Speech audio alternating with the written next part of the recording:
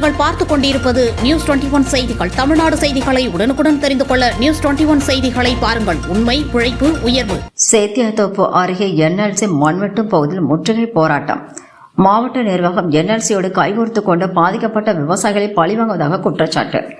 கடலூர் மாவட்டம் சேத்தியாத்தோப்பு அருகே முத்துகிருஷ்ணாபுரம் கிராம பகுதியில் என்எல்சி இரண்டாவதாக சுரங்க விரிவாக்க பணிகள் நடைபெற்று வருகிறது. இந்த நிலையில் சுரங்க பகுதியில் எந்திரத்தின் மூலம் மண் சமன்படுத்தும் பணிகள் நடைபெற்று வரும் நிலையில் இதனை அறிந்த கம்மாபுரம், கோபாலபுரம், முத்துகிருஷ்ணாபுரம் ஆகிய பகுதிகளை சேர்ந்த கிராம மக்கள் மண் சமன்படுத்தும் எந்திரத்தின் பகுதியை முற்றுகையிட்டு போராட்டத்தில் ஈடுபட்டனர்.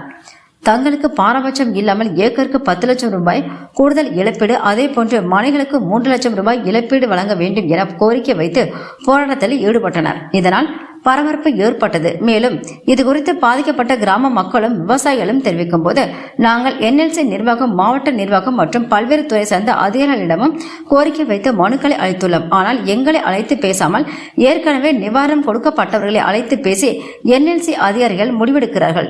இது வன்மையாக கண்டிக்கத்தக்கது எனவும், எங்களுக்கு ஆதரவாக புவனகிரி அதிமுக சட்டமன்ற உறுப்பினர் அருள்மொழி தேவன் உள்ளிட்ட பல்வேறு தரப்பினரும் எங்களுக்காக களத்தில் நின்று போராடியுள்ளனர்.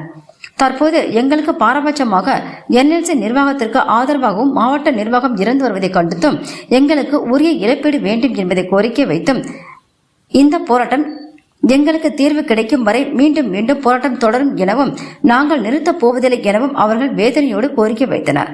நியூஸ் 21 செய்திகளுக்காக கடலூர் செய்தியாளர் முருகானந்தம்.